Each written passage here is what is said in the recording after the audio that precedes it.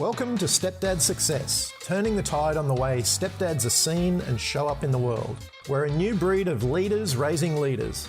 Blood or no blood, we raise them as our own. We're connected, loving, and committed to leading them into the future.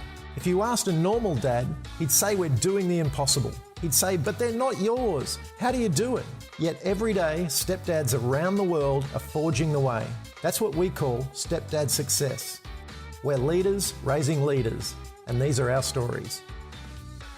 G'day. This is James Klobassa from Stepdad Success. And today we've got a very special guest. His name is Jason Brangers. And actually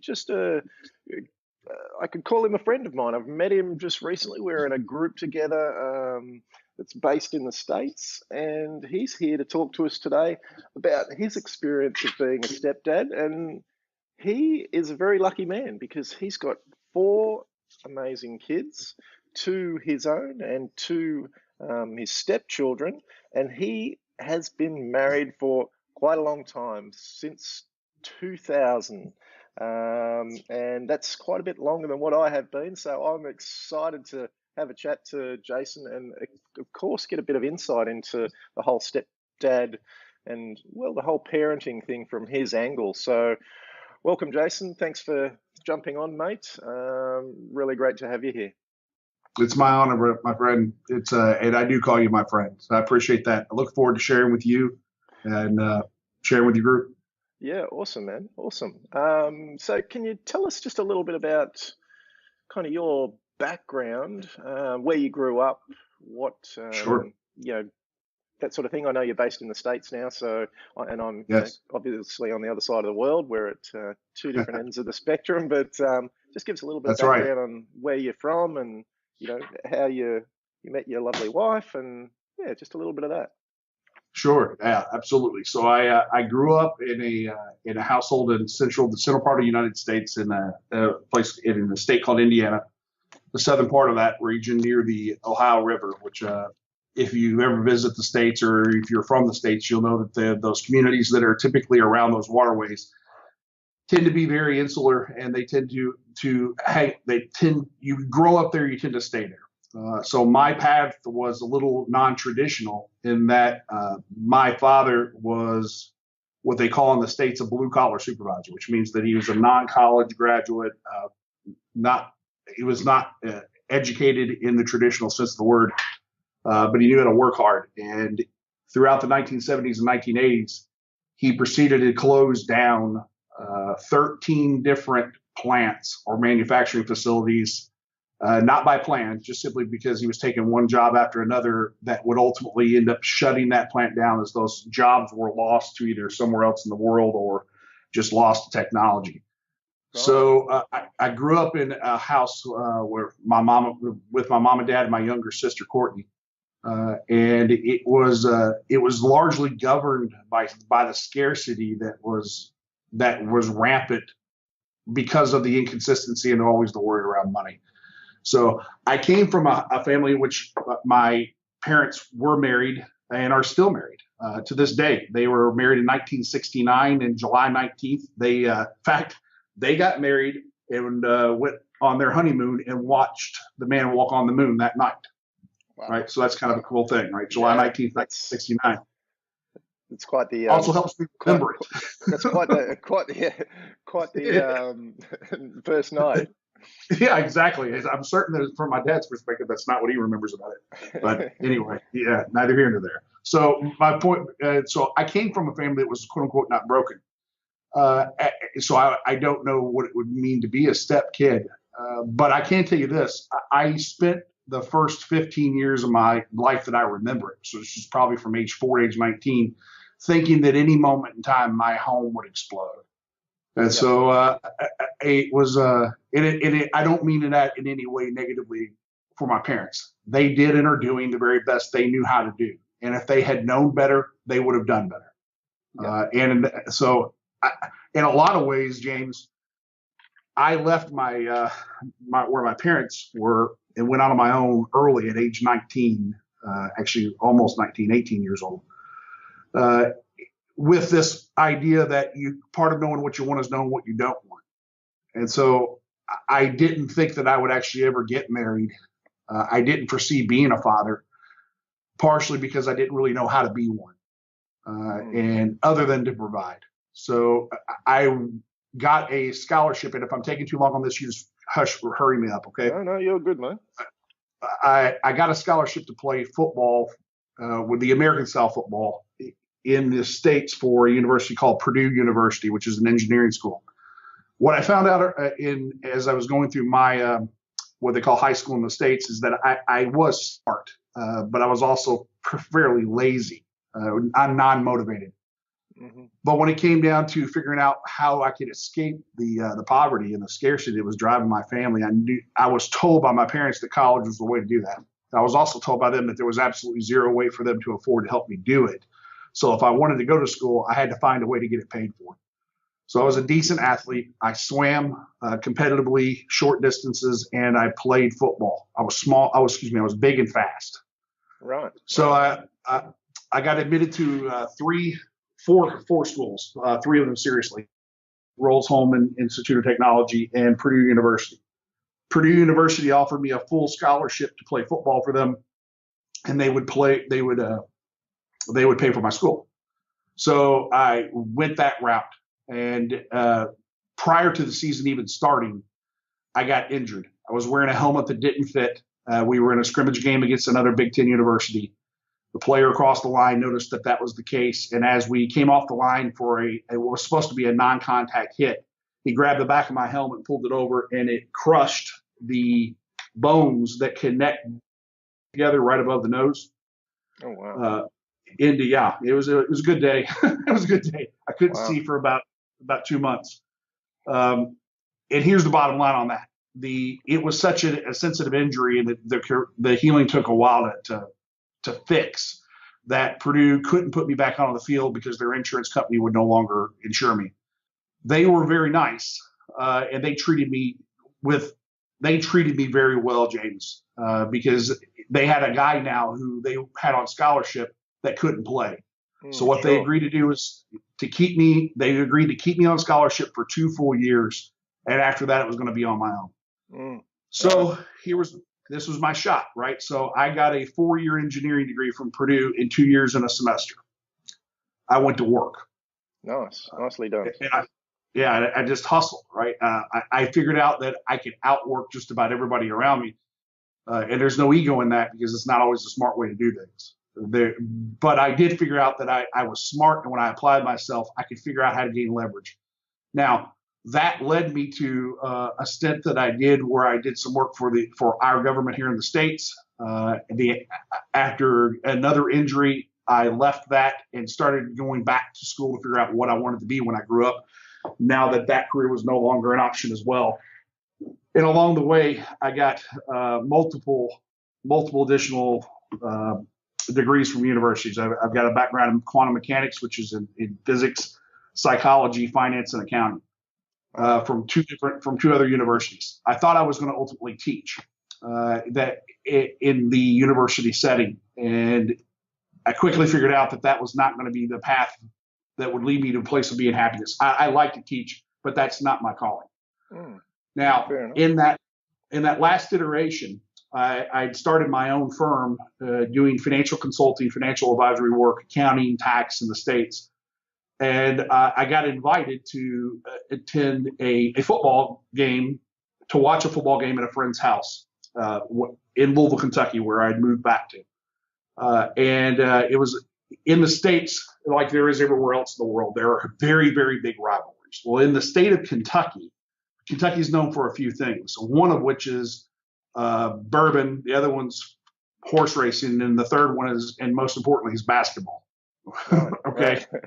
So, and if you're in Kentucky, you're generally either not from Kentucky and you are a fan of somewhere else, or you are a fan of the University of Louisville, where I'm living, or the University of Kentucky, Kentucky Wildcats. So I show up and I'm surrounded, but this is actually a relevant story. I'm surrounded by all these people that are ginned up. And keep in mind now, I'm a graduate of 3 universities. And frankly, I'm agnostic about sports because of my injury. I just left it and I went to work. I stopped paying attention.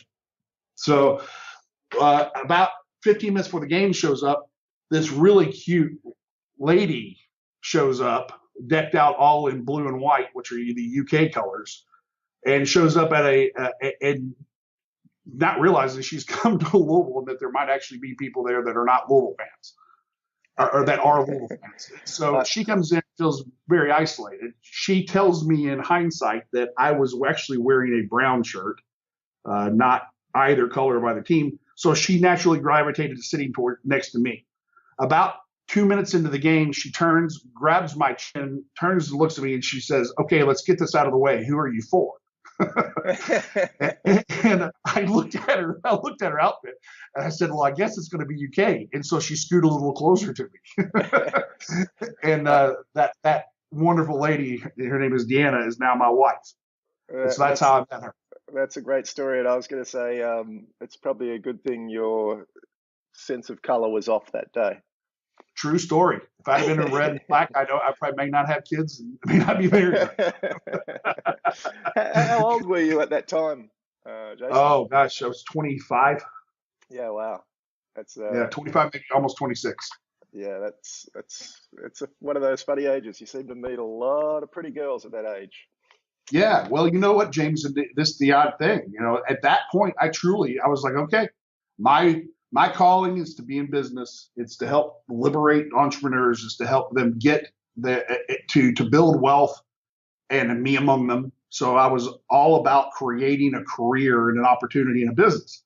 Yeah. And I'd written a relationship, and just as soon as I did that, I met her. So yeah. So tell me, and what's a little bit of her background? Is she Sure. kind of a country girl, or you know, how did you guys kind of kick it off, and you know, how long down the track was it before kind of kids came into the mix and that sort of stuff? Good question. Right. So she's from the dead center of the state of Kentucky, a little place called Campbellsville. She actually grew up on a horse farm, a 70-acre horse farm, with her dad and mom and her brother. And James, I'll tell you, man, I love my parents. That I really do. But the grace and gift of God and effectively being adopted by my father-in-law. He is truly a great man. Nice. It created a model for me on what it means to actually be a dad. And I'm not his biological son. So one of the big advantages I think I had as a stepdad, when I married his daughter, is that I began to treat my new stepkids the way he treated me as his son-in-law. Yeah, right. And so she's a wonderful lady. She's a wonderful girl. She grew up in the center of the state. She played sports. She was active in everything. She's into politics, the U.S. politics. She loves history of wars. That's just her thing. She's got a master's degree in public policy from one of the universities in the United States, and she's fairly well adept in working in the political world, which is both good and bad. She met a young man that in college herself, that her words, not mine, they made a mistake and got involved way too early, and that resulted in our oldest child, Chelsea. Right. And that happened for her she was almost 19. Right. So she's very young. Yep. Thankfully, due to her parents' help and involvement and her own tenacity, she was both a mom and a student, so she made it all the way through school. And 3.5 years later, her little brother Levi came along, and he and Chelsea are my stepkids. Yep. So I bet. Yep. So where do you want to go from there? Yeah. I was just going to say, so she was obviously quite young when she had kids, and Sure was. How old were you again when you guys met? I was 25. She 25. is 4. She's actually 4.5 years older than me, but I can't actually put a number on that because she's never over the age of 29 ever. Right. Great. So what was the initial reaction both from you and also your parents? Because these are the these are the funny dynamics that I find. Yes. As my my partner and her kids, I found it Yeah. quite difficult to bridge that conversation with my parents. How do you go about that, and how did that sort of turn out? What's really interesting, James, is that I think I think I had an advantage in that way, because part of it was I really wasn't concerned about what I knew I was going to create my own way over this. And it's not that I didn't take into consideration what they thought. It's just that their opinion on this was less important than my own. Sure. Yep. This was something that I was choosing to do. The irony is that I think it was probably harder for her to tell her mom and dad that we were serious than it was for me to tell my mom and dad that I was serious with a girl who already had kids. Sure. And how were you about it? Oh, great question. So Me, because like I absolutely love kids. Always have loved kids. Always been yep. heavily involved in my friends' kids and all that sort of stuff as I was growing up, getting older and whatever. But how were you in that situation? What was that? Were you kind of meet this pretty girl at the football and you're thinking, "Woohoo, this is fantastic!" And next thing, That's right. next thing you know, you think, "Wow, hang on, I've bitten off a fair chunk here." Right. Well, here's the irony, right? So she's rather flirty at that game. My memory is she's rather flirty at that game, and yeah, I was interested in her, but I didn't think it would go past that day. And I actually called her because of her involvement in politics to find out if I could help out with something specifically she was working on, and we became friends before we ever started the date.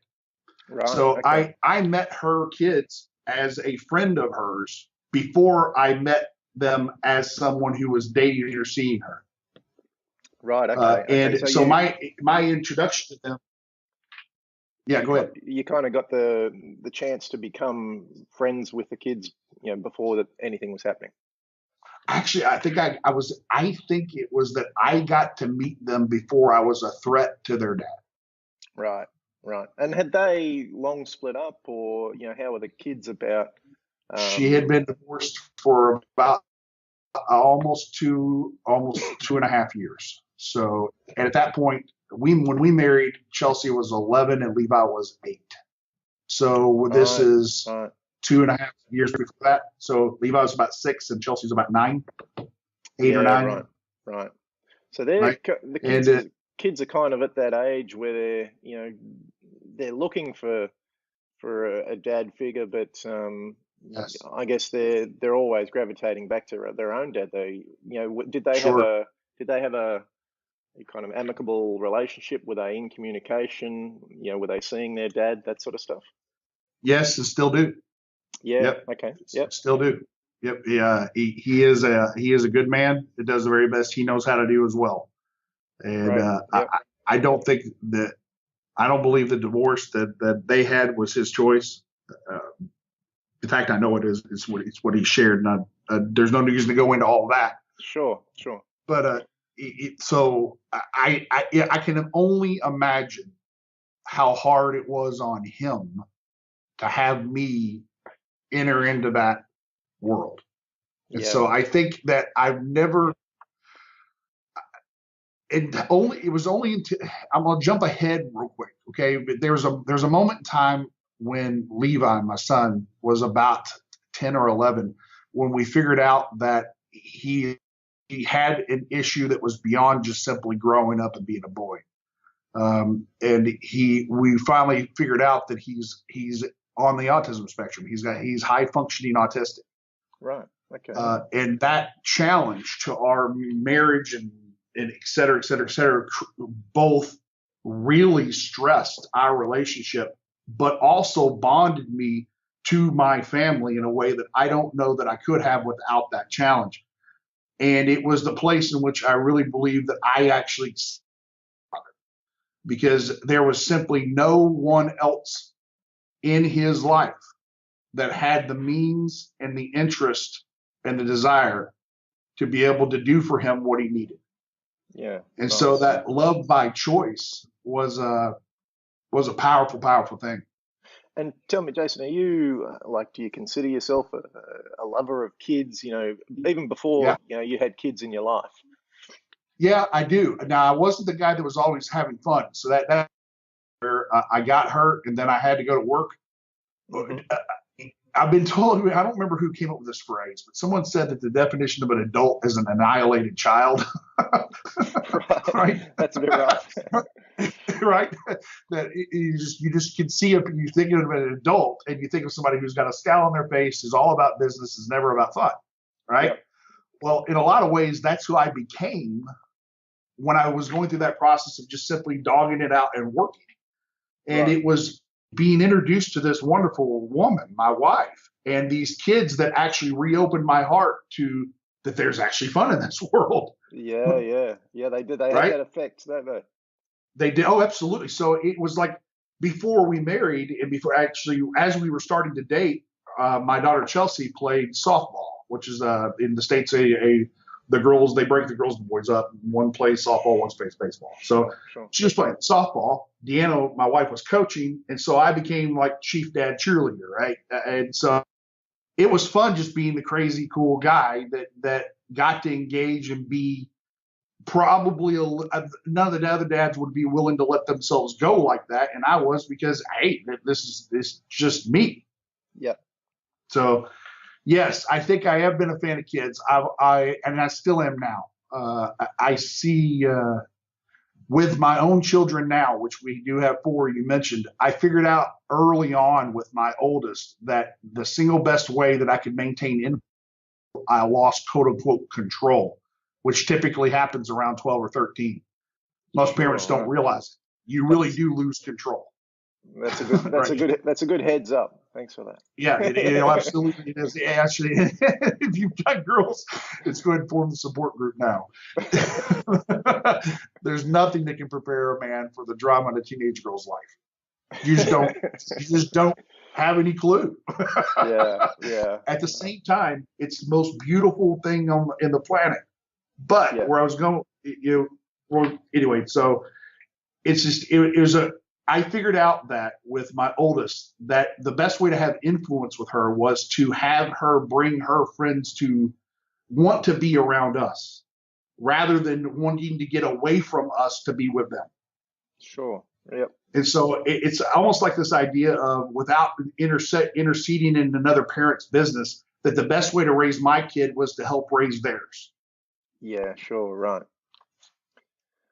It's often the case too. You find that people gravitating towards other parents as role models, and you were obviously Sure. that for a few of your daughter's friends. Sure. Well, I remember that for me, right? And when I was growing up, it was 2 sports coaches, a deacon at my church, and one of my friends' dads that really raised me. That was right. the people that were the most influential on me. Yep. Tell me, we talked briefly about how kind of your parents were reacting and that sort of stuff, and how Mm-hmm. you were reacting to have kids in your life. Looking back on it now, what do you think were the kind of defining moments in that whole experience? Was there anything that was like a big kind of shift for you, or were there any kind of standout moments where you were like, wow, if that had gone a different way, or has there been any real big challenges in that, in the last, well, Yes. in that period? Sure. Yes. So the idea that the honeymoon phase, that I was not marrying just my wife, that I was marrying all 3 of them. That's the Right. first one, Yeah. Okay. right? That it's not possible for a man to marry a woman with kids and only marry her. Yeah. That if you try to make that thread that needle, I think it's going to be more difficult than you can imagine, especially if she's a good mom, Yeah. which mine is. That's an interesting point. Yeah. That's kind of, it's one year, like personally myself, like I don't even think of that. Like I kind of, it's the 3 of them. I don't think of Yes, it package as, deal. I don't think of it as it's just her or just them or I'm I'm you are marrying the group and you are like Yep, it's a one thing almost. it is. And then there's this special relationship with it, which is different than when and if you have quote unquote biological children. Yeah, So right. because you as stepdad have to go all in Mm, for yeah, it to work, yeah. but they don't. And that's an interesting point. Yeah, it's and you don't think of it that way because they're kind of, I guess, they're almost They testing have you an testing you out Yep, they have to an some option, extent. and they didn't choose. Mama did, Mm, right? And yeah. my daughter actually told me this. I didn't choose. That's when it went sideways. That's when the test levels go up a notch. Oh man, yes, yeah. And I think it was Stephen Covey that says the true measure of your love is how do you treat the child who tests you the most. I Well, I think of that quote a lot. I think of that quote a lot. right. So tell me, how long did it take you to kind of not, I don't want to say win them over because it's not really like that, but form that connection? Great question. With my oldest daughter, she actually moved. We married when we married. She was 11, so she moved away to go to college when she was 18, almost 19 years old. Right. And it took till she was almost 20 or a little after 20 before she actually accepted me. Wow. It, That's commitment. it was it was almost 10 years. It was almost 10 full years. Now, James, she's now 28 and married herself. Yep. And I have a closer relationship with her that I just can't, I'm like, I'm getting a little teary eyed, but actually thinking about it. I didn't think I could have this kind of relationship with her that I do. Yeah, wow. That's beautiful. And she calls me her bonus dad, which is, which is pretty cool.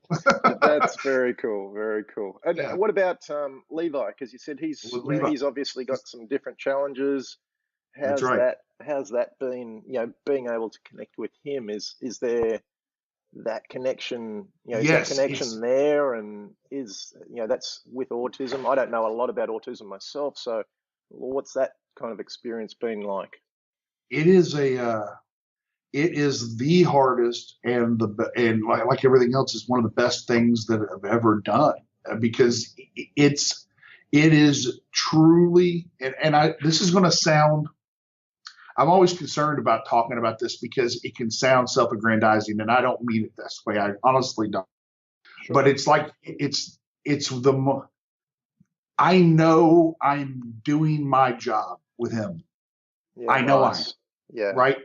Because it it is so hard sometimes to break through. And we have the complications of being, I'm a stepdad and he's my stepson, but I don't ever treat him like being someone like a stepson, treating him differently than I would my other two biological children, right?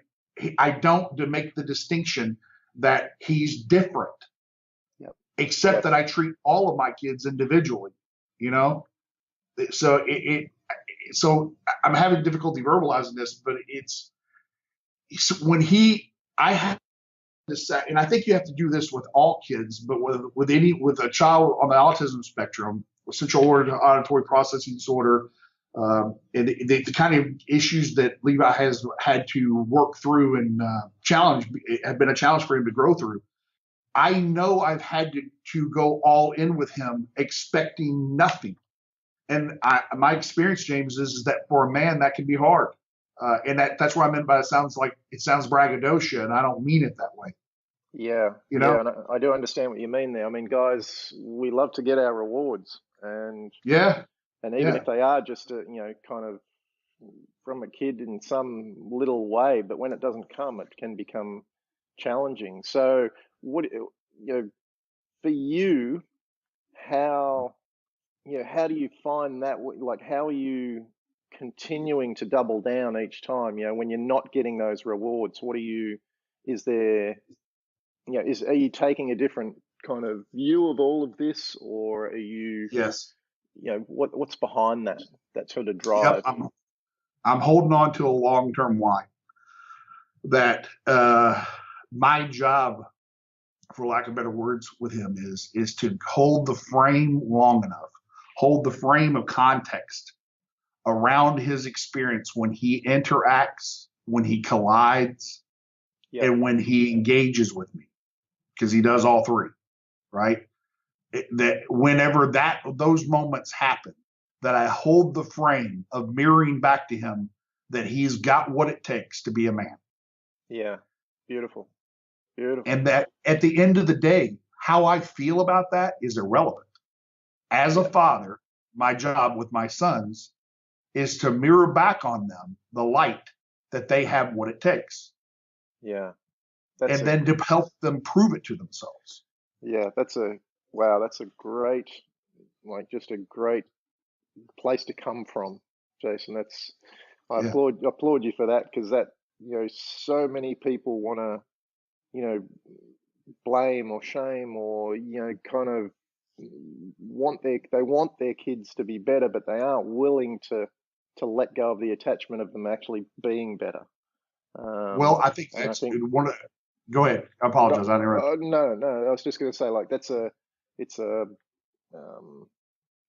credit to you, first of all, and to be able to give that as a gift to your kids.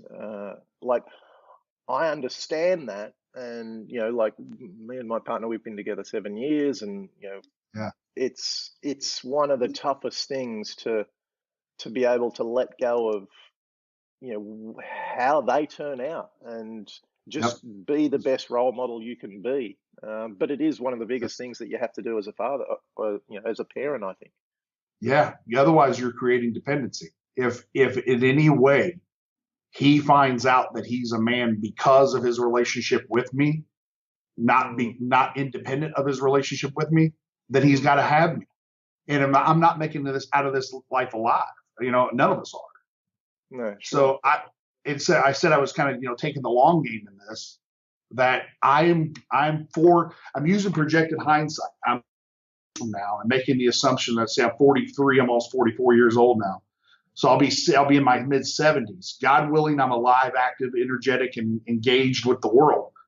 But statistically speaking, it's not that likely, right? I hope that's the case. I really do, but I don't know. So what do I want to be true for him then? And what I want to be true for him then is that if I don't make it and I'm not there to be a resource from him, that he knows he's got what it takes to self-initiate what he needs in order to make it in this world. Mm-hmm. And I want the same thing for my daughters. Yeah, that's beautiful. Tell me, and you mentioned earlier that your father-in-law was a big kind of role model in your life. I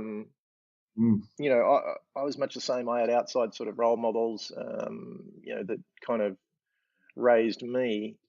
Tell me, do you think that is there stuff in that you wished you could improve or could have changed? Do you wish? I mean, and I'm not saying that you learned bad stuff from your father-in-law or whatever, but is there still? I mean, there's always stuff of our own that we put into the mix, but is there standout pieces that are truly just you in your relationship with your kids? Oh, sure, yeah. Like I would say most of it. I think that the big things that my father-in-law really taught me, and I don't know if this is what you're asking, but I'm going to answer it this way, and then take another swing at it if it doesn't hit where you're going. Sure. I think the main things that he taught me, James, is how to love a man that wasn't quote unquote related to. I mean, how does one adult man love another adult man that's not related to him? Yeah. Wow. And when I married his daughter, he adopted me as his son, not his son-in-law, his son.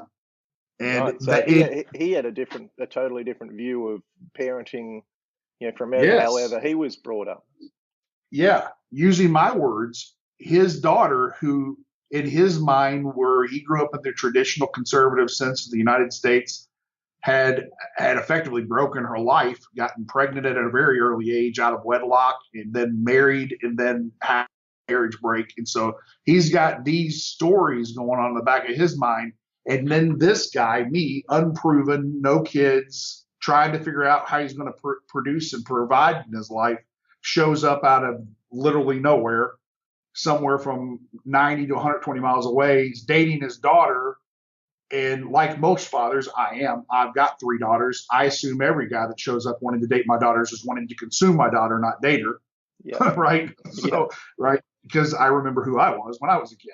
So I something about me triggered something in my now wife that says and my father-in-law gave me the benefit of the doubt. And once my wife went all in with me and married me, he went all in with me and adopted me. Right. And so the model that I had, the framework that I had is okay, this is what you do with children. Right. This is what his benevolence and acceptance of me and non-judgment of me and investment in me was the frame in which I then could relate to having children that were older than infants. Because when you have, I've had the benefit of having both sides of this now, who are 16 and 10 now. Sure. I've been with them since the day they were born. I've literally been with them since the day they were born. They are, I know them from that point. My older 2, I met when they were 6 and 9. So I'm relating to those humans after a lot of their humanity has already been formed. Yeah. And so it was like engaging an independent being the way my father-in-law did with me. Now, they weren't adults. And so there's a lot more to it. And I don't mean to overly simplify it either, because it wasn't easy, but it was simple. It just wasn't easy. Sure. And it took a lot of ego enema on me to say, get over yourself, Jason. These kids need you. And just because you're not, they don't have to accept you for you to lead them. They don't have to accept you for you to love them. And what I was the strategic bet I placed is that if I did it long enough and consistent enough, not perfectly, but long enough and consistent enough that on the other side of it, they would understand why I made the choice. And ultimately, my hope was that they would see that I chose them. Yeah. Yeah. And my oldest has. My second oldest, Levi, is on his way. Yeah. Okay. And like you said that their dad's still in the picture, do they have a good relationship with him? And how do you have a relationship with him? I have a what I would call a transactional relationship with him. Sure. Right. So as the encounter, yes, I see him. So here's a great example of this. And I think this is one of the most profound moments of my entire life, literally. Right. When my oldest daughter got married, she had the complicated issue in the States of saying, who do I want to walk me down the aisle? Oh, wow. Yeah, right. Wow. Think about it. Yeah. Right.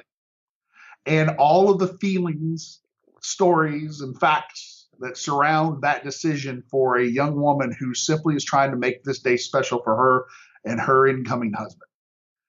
And so she comes to me and she says, how would you feel about if Daddy and you both walk me down the aisle? Wow. That's a big moment.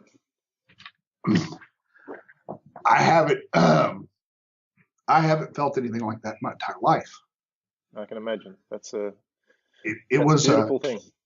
Yep. And the irony is that in that moment, I really truly realized how connected to my daughter's father that that forever and ever, because of the choice that I made to marry Deanna, Randy and I are connected through Chelsea, through Levi. Sure. Yeah. And I accepted that. So he's doing the very best he knows how to do. It's not my job it's not my job at all to influence them. My job is to influence my kids. Yeah. And thankfully, I think from what they have told me, he has said that I've been a good influence, and that's been helpful. But I can only imagine that if that weren't the case, how much more difficult that could become. Yeah. Yeah. Wow. That's wow. I can feel the emotion there. It's just in you know, Chelsea Yeah. coming to you and asking that of you, and I mean, that's kind of like you say that's it's a bit of a rewardless kind of job, but there's a lot of Until reward in then, that one. Yeah. oh, it was all worth it. I mean, yeah. I mean, if you put it in a very pragmatic way, standing there and holding her arm and walking as that music's playing and seeing the man that she's now going to give herself to Mm. and being responsible for handing her over to him, it was like the last decade of my life actually mattered. Yeah. Wow. Wow. It's like, as they say, the icing on the cake. But That's right. so, It's good stuff. and tell me, just kind of veering away from that and kind of flipping it. Um, what's been what's been the most challenging piece of all of this? Like, what's been Yeah. that I mean, not so much just the Oh, challenging man. piece, but what's been the you've obviously faced some hurdles. There's been a lot of Yeah. years, a lot of water under the bridge and that sort of stuff. Like, what's been a really big hurdle that you've seen personally, and it may not be for the kids so much, but just for you in this relationship? Because we all, we're all brought up differently. We're all, Yes. have different role models in our lives. We all have different views of the world and how people should react and intermingle and all the rest of it. What's been a Yes. really big one for you that kind of tipped you over the edge, where you actually lost your cool? Because I Yeah. mean, we've known each other a little while now, and you Yeah. seem a very kind of light-hearted, Yeah. but I'm sure that that's not always the case. And No. what's been one of those times? So and really from Oh, that, man. just from that, the parenting view, it's a tough one. You've got your own kids, then you've got step kids in the mix, and there must have been times there where it really challenged you to the core. 100% true. And I got an easy example, but boy, it was not easy going through it. If as an incoming stepdad, one of the things that I had a blind spot to, even though in hindsight it was truly obvious, that's why I call it a blind spot, was there's a pre-existing homeostasis way of doing things that your new wife and kids have without you there. Yeah, right. And Okay. so, and now you've been with your wonderful lady for 7 years, so that could be different. But when you entered into that in the beginning, all of us go through this at some point in the beginning. That unless this child is a baby and that the child is new to both mom and stepdad, then there is a pre-existing way of doing things that mom becomes very protective of. Right. Yep. Yep. And being, I got very hurt, allowed myself to get very hurt by my wife early on in moments where I felt like I was trying to help improve conflict between her and the kids, conflict between me and the kids, conflict between the kids. Yeah. Right. It's in a lot of ways I'm the peacemaker. Yeah. Right. And there was all in me playing a part in that at all by her. We're doing just fine. Why do you feel like you got to come in and muck the stuff up?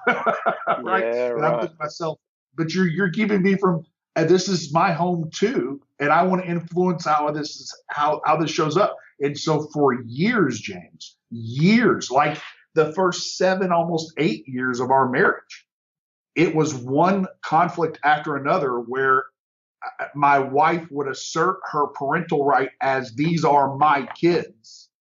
I'll decide. All the while I'm holding the space saying, yes, but I'm choosing to go all in with you too. Yeah. Yeah.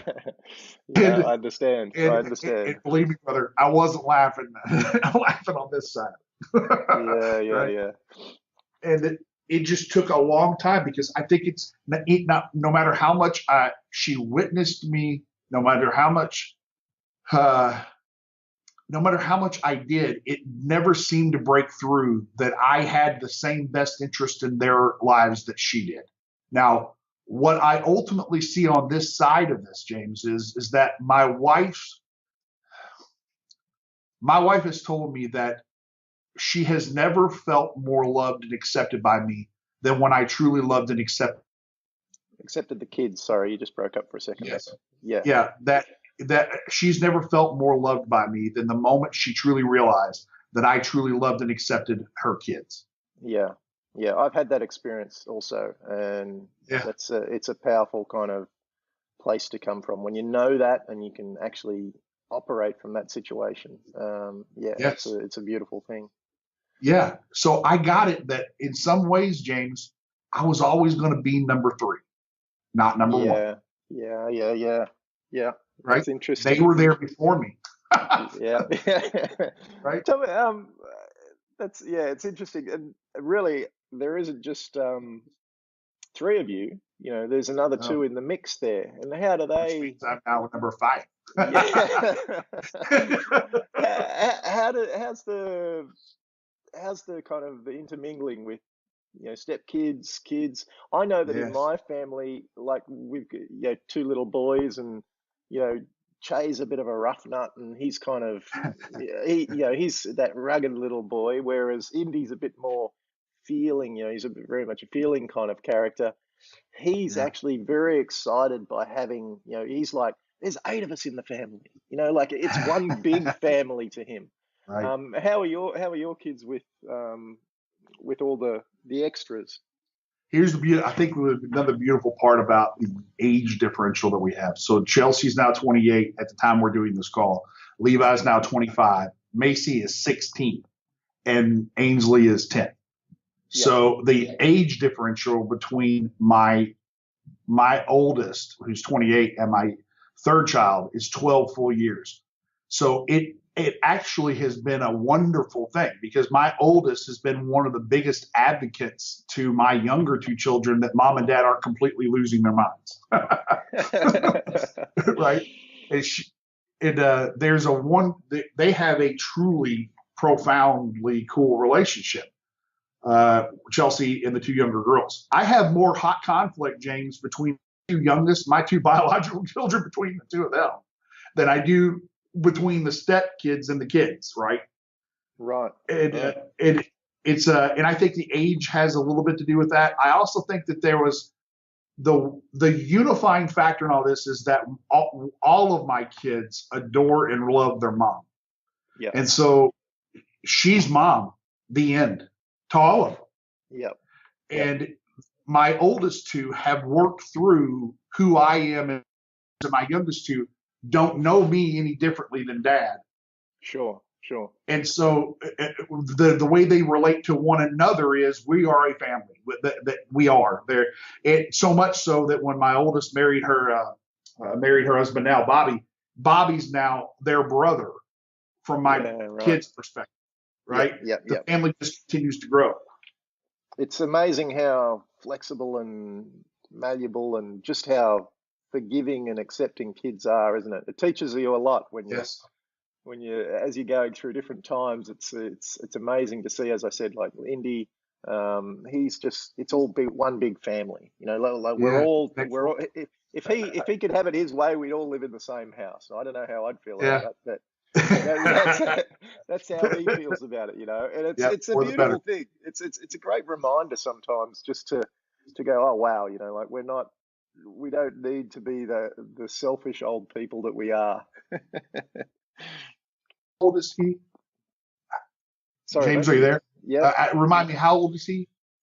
He's 10 at the moment. Yeah. So Che's 8 and Indy's 10. Awesome. So what's so interesting about this is I don't know if you're noticing this, or I'd be interested when you've done getting your feedback at this maybe a year from now, okay? Because I'm beginning to see this pattern in ages. Like my youngest is unifier in this. Now she's also the one that instigates and causes most of the conflict. But if it were up to her, our entire 39-person extended family should move into the house. She wants everybody, Yeah.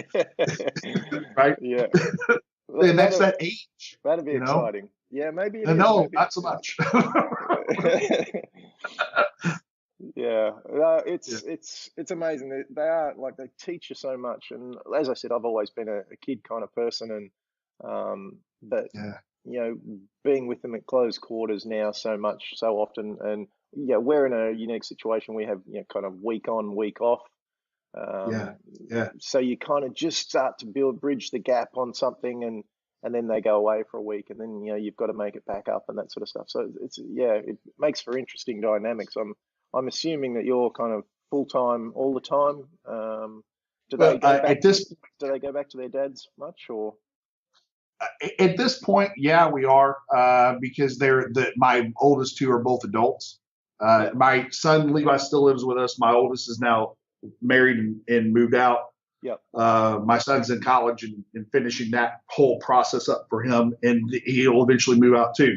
So, to the extent that they visit with their dad, it's usually around special holidays, birthdays, and things like that.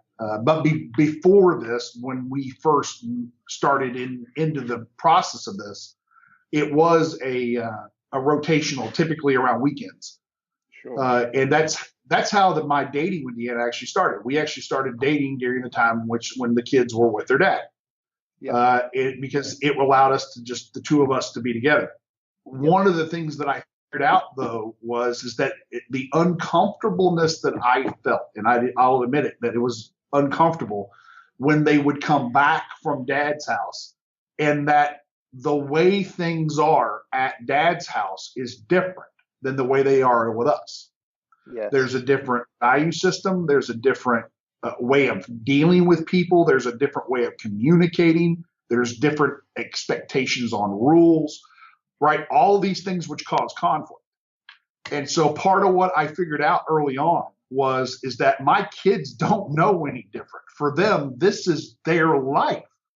yeah, They don't yeah, know that they're not old enough and sophisticated and psychologically adept enough as an adult to say, okay, it's rules set by this parent is in conflict with the rules set by this parent, and so that's going to cause conflict upon reentry. They don't think like that. sure, yeah, yeah, They just come home and wonder why mom's pissed, yeah, and they think it's because them, yeah, right? yeah. It's an They interesting think it's I. dynamic. Yeah, Yeah. So one of the things I think that we got early on after some pretty hot conflict, uh, about a year of it, was look, the reentry point of bringing that family back together again is a reconditioning process of, okay, now your reality is in this reality, and in this reality, this is the way we are. And then when you leave this reality and you go into that reality, you're free to be in that reality there. And when you're old enough, you'll be free to choose what reality you want. yeah. It's an interesting one. I know that we experienced that. As the boys kind of come and go on a Monday, and I know that Yeah, as after school, pick them up from school, and that first night is always a little bit of a whirlwind, and yeah, we've kind yeah, of navigated those waters over the years and learned to make sure that first night is just a very relaxed kind of chilling out night rather than anywhere. You can't jump straight into laying down any new rules or any new. nope, You can't change anything. It's got to be everything's got to be very relaxed and the same, very familiar for them, so that they can that's kind of just merge back into your household. And I'm sure it's back the other way as well. sure. As you said, everyone has different values and different rules and all the rest of it. So yeah, it's an interesting time, that transition period. Yeah, it really is. And I have such deep empathy for a child going through it. You Mm, know, the way I can only imagine. You know, your world kind of got exploded when mom and dad aren't mom and dad now, and yeah. now we've got new dad, bonus dad, like what I'm called, and he's pretty cool. I'm confused because it's okay here to do this, but it's not okay there to do this. And I sometimes I forget, and then mom gets mad because I forget. You know, Yeah. I have deep empathy for that. It's like, shoot, guys. I mean, kids have enough to carry around with them. Yep. right? That the adults don't have to make it worse. Yeah, exactly, exactly. And Yeah. it's funny how we forget that. We forget just that. Like a lot of the times we're making it worse for them. Oh yeah, They're drifting through life, loving life most of the time, and most of the time. they're finding the good in everything. And Yep. it's us that's obvious. A lot of the time we're dropping the bad bombs. Which is, yeah, you've got to. I know that we've changed our approach a lot just in that transition period alone. That's just one of the Yep. things that, you kind of, as you say, navigate the waters. They can get rough. Yeah. Yeah, that's right. So you asked me a great question, which I think framed the start of this conversation, which is this piece of it, which is where did things go wrong, where we have conflict, right? Where did I kind of lose it? And the one I gave you was probably the biggest, which was that there was a mismatch in parenting on the way to parent, right? Which is normal for a man and a wife to have, period. What's not normal is, per se not normal, is the emasculation of a stepdad that's natural for a biological mother to say, I'm going to protect my kids. Sure. Yeah. And not realize the pain that she's putting her husband through, a man she loves too. Mm. But when push comes to shove, she will choose them. Yeah. Yeah. It's that's a whole other, that's another hour or two's conversation just in that one comment, because True story. it's such a big, the waters are so deep there, and it's that's a crazy kind of conversation to have, and maybe we'll take that up another time, Jason, because we've been going a while now, and I didn't want to take the oh whole my day. gosh, wow. But no, I've really appreciated this whole conversation and just learning a little bit more about you and the kids, obviously. And next time we catch up, I'm sure we'll have some more stories to tell each other. But Right. Just before you go, I just wanted to say, like, what are there any? Is there one kind of, I don't want to say big tips that you're going to unleash on the world, but is there one thing that you would kind of, parting wisdom?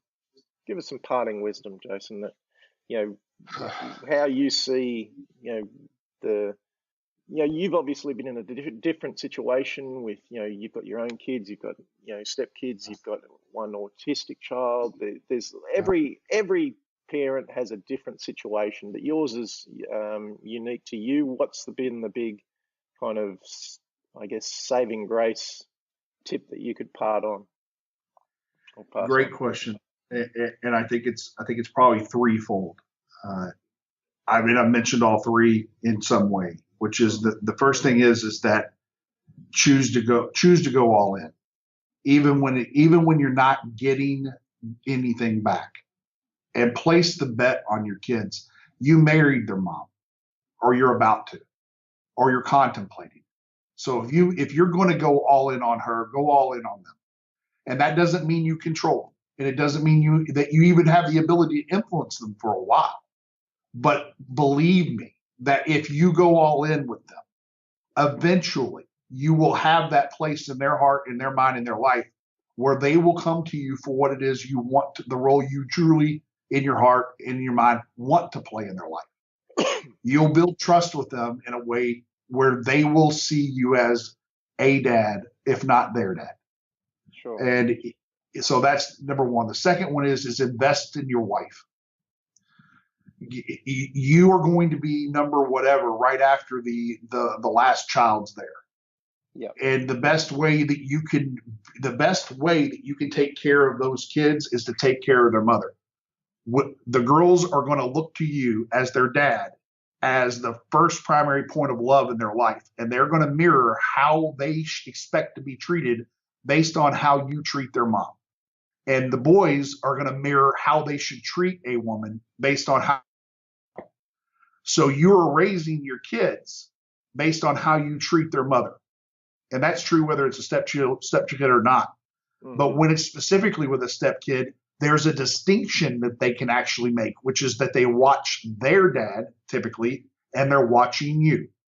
Yeah. And they get the benefit of actually having a choice. It's saying, I like that and I don't like that. So if you want to be, it's not an issue of popularity, but if you want to be held in the mind and the as being a good man, then treat your wife the way you want your son to treat his wife and the way you want your daughter to be treated. And the third thing is relax. This is a long game. You're not going to get it right. No one does. No parent does. There's always going to be regret. So just do your best, clean it up. Do your best. Just do your best. And when you know better, do better. And do what like James is doing here. Come to places like this. Stay plugged in podcast. Because frankly, being a stepdad is a very unique experience. And most men are isolated. They isolate themselves. And so finding a community of men that have this unique experience where you know, number one, you're not alone. Number two, it's not unique. And number three, there is a hope at the end of the rainbow if you're going through hard times. And reach out and build a network of people who get it. That would be the three things. Yeah, awesome. Awesome, Jason. Mate, always a pleasure to catch up. And same here, brother. Always great to chat. So I just want to say huge thank you just for sharing just your unique experience and some of the stories and tales that you shared with us. Fantastic chatting again, as I said. But I look forward to catching up again, and thanks for coming on the show. Thanks, James. It's been an honor, brother. I appreciate it. Cheers. Cheers. Would you like to learn more about how stepdads across the globe are joining forces in raising the next generation of leaders? Then head to www.stepdadsuccess.com and grab all the show notes plus a copy of the brand new tactical guide for creating more happiness, health, wealth, and wisdom as a stepdad. And if you liked the podcast, please share it with other stepdads you know and leave us a review on iTunes. Again, that's www.stepdadsuccess.com for all the show notes and tactical guide. Come and join the new breed of stepdads, the growing group of leaders raising leaders.